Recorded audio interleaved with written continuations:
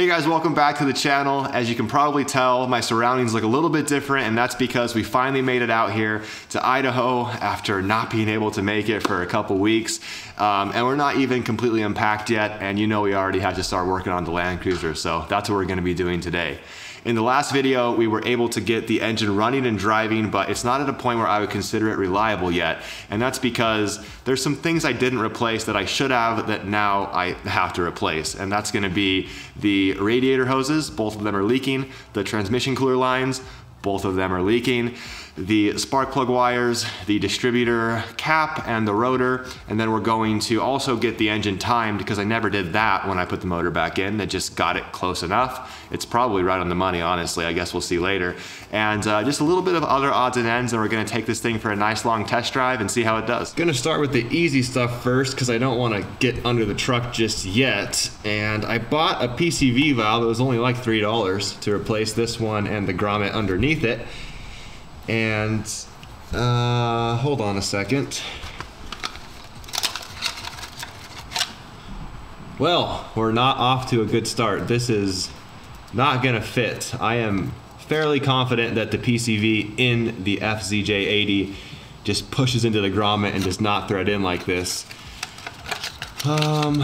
But the Beck-Arnley grommet does look to be correct, so maybe we'll just swap the grommet out right now and then do the PCV later.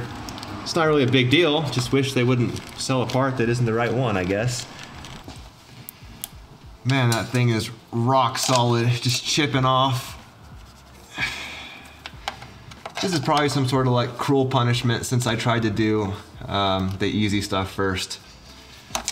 And the universe is like, nope, you're not gonna be able to do the easy stuff first. Nothing is easy. Everything will be hard. Come on out of there.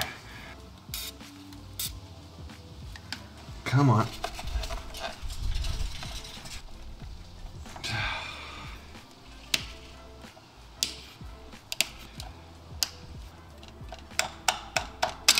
All right, so I was able to get that PCV out of the valve cover, and as you can see, it is not threaded, just like we thought.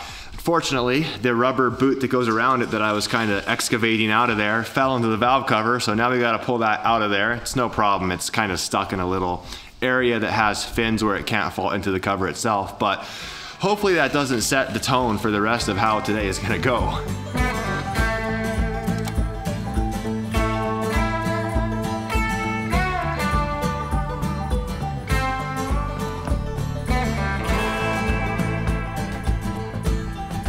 Now we just have to hope that this one actually fits, since we've completely destroyed the other one. And it looks like it's gonna be the exact same part. So it should just go right in there.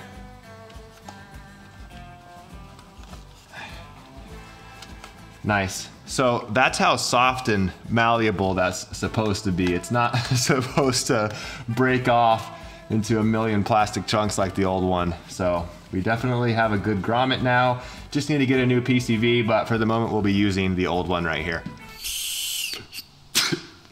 I mean, it works, so we'll put it back in. And this should just go right in there. All right.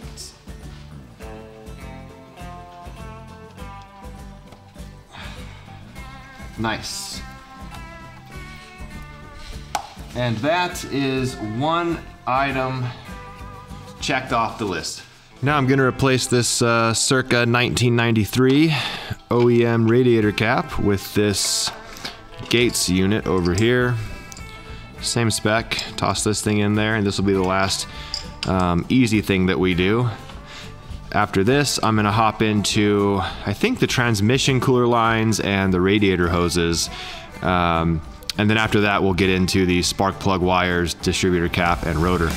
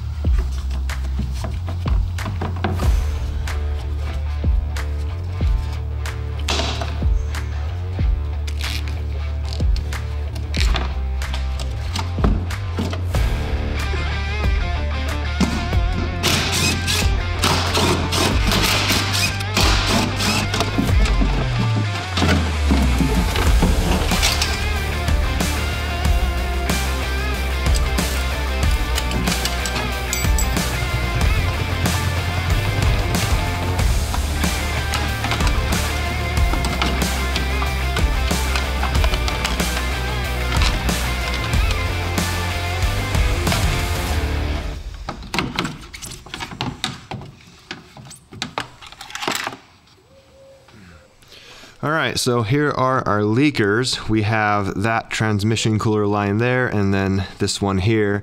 As you can see, they're both kind of just seeping and leaking into that skid plate down there. I picked up some 3/8 Continental hose, which is like 9.5 millimeters. The hose that's on there is 10 millimeters. So we should be able to squeeze it on there. And then I have a little unicoil thing that will get the right bend in the hose for that one right there. And we should be able to replace these pretty easily.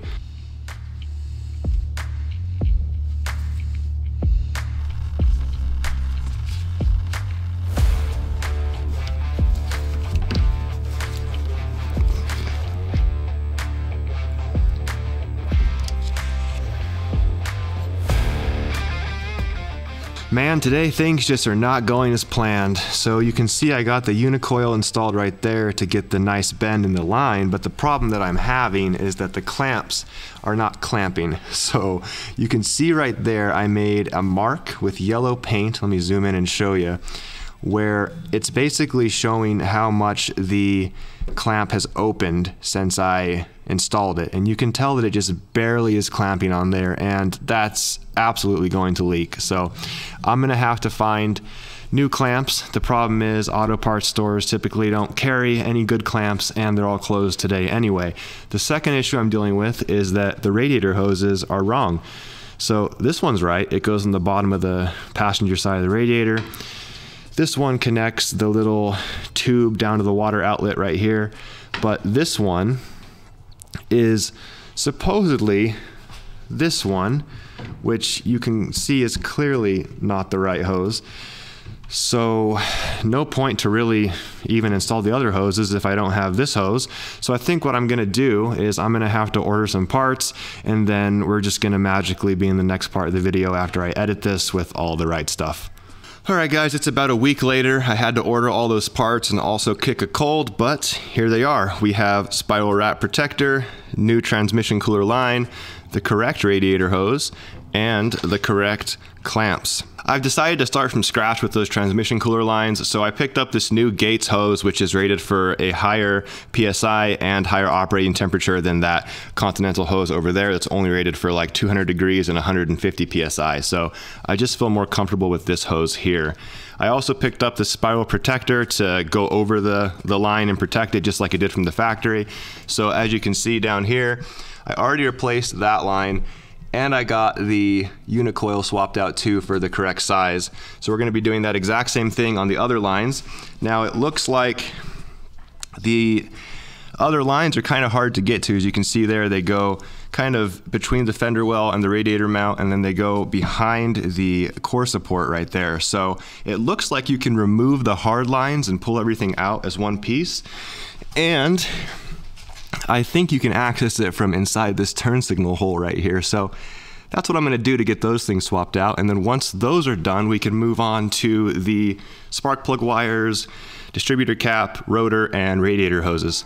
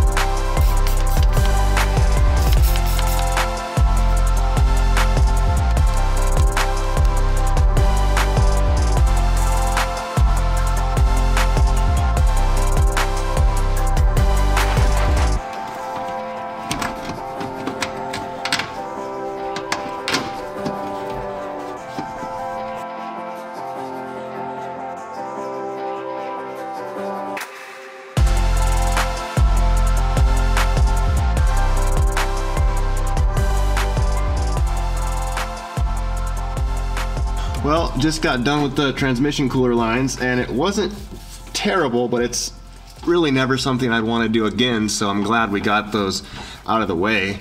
Now I'm moving on to the radiator hoses, and that'll be the last thing I have to do under the truck.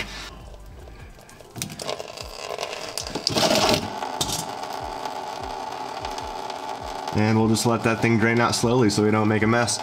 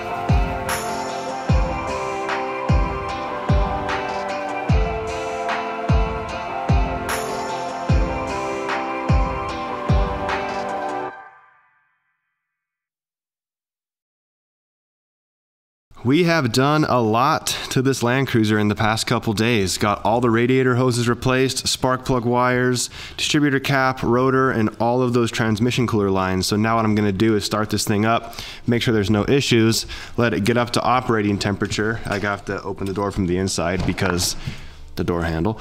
And once it's at operating temperature, go ahead and set the timing on this thing. So let's start this thing up and make sure there's no issues.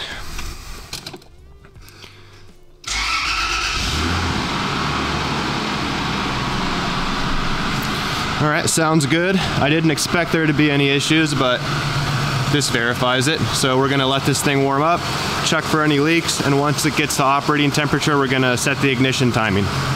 We got the engine warmed up and we have the terminals jumped. That's why that check engine light is flashing. Let me show you where those are. Those are over here on this side of the engine bay on a 93 to 94 Land Cruiser. Not sure about the OBD2 ones, but we have the terminals jumped and we're a little off timing. We're at about, the camera's not focusing for you, but we're at about 8 and we're supposed to be at 3. Let me see if I can get that camera to focus to show you guys what I'm looking at. All right, so if you look down there, there's a notch on the crank pulley and it's lining up to little marks on the timing cover. And it's kind of hard for you to see on camera, but yeah, we're sitting at about 8.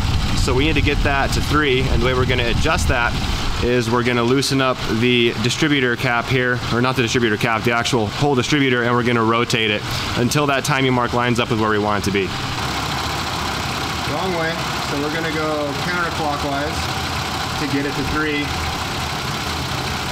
All right, and we're on the money right there. So now you can see we're sitting at about 3, maybe 3.5, doesn't really matter. A lot of guys will advance the timing anyway, but we're gonna try it at factory timing and see how it does. But yeah, it looks like we're good to go, and now we can take this thing for a test drive. But before we can go on that test drive, I gotta fix this. This is something I noticed last time, and yeah, when you're driving the truck around, this is not a good look, so zip ties to the rescue. Well, the zip ties didn't work. They still allowed the mirror to flop around, so unfortunately we're using some Scotch tape at the moment. It's embarrassing, but we'll get this thing fixed properly.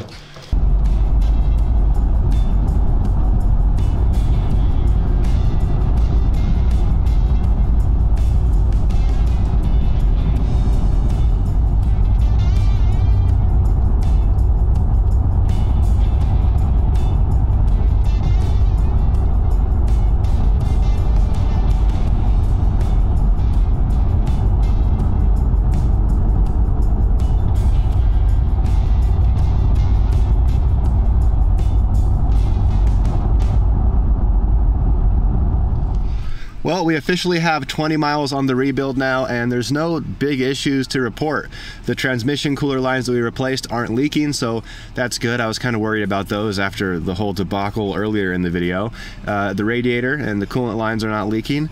We're having no issues with how the engine runs or how it drives or shifts or anything like that. So honestly, the thing is running really well for a fresh rebuild, and you know, 20 miles in, no issues to report whatsoever. There are some things I noticed beside the motor, like there's a whirring sound that's happening, like the brake rotors hitting the brake shield or something like that, and the sunroof trim up here is kind of making like a knocking noise as you're driving, not to mention the mirrors that you guys already saw.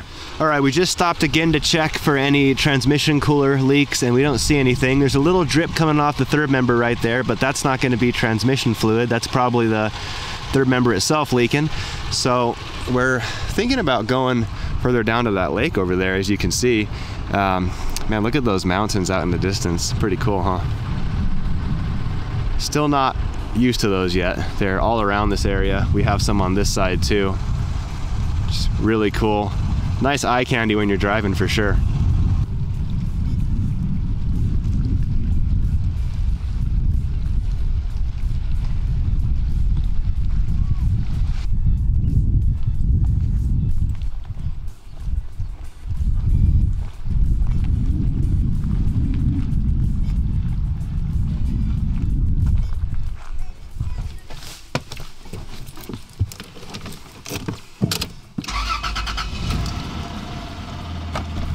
Well, the Land Cruiser did great. Just got to get this thing home before the sun goes down though, because it doesn't have any headlights. So I guess add that to the list of other issues besides the engine to fix. Now that the motor's finally done, everything is all getting broken in and there's no other issues to report after fixing what we did in this video, we can finally get started on the fun mods to this thing. So thank you guys for watching.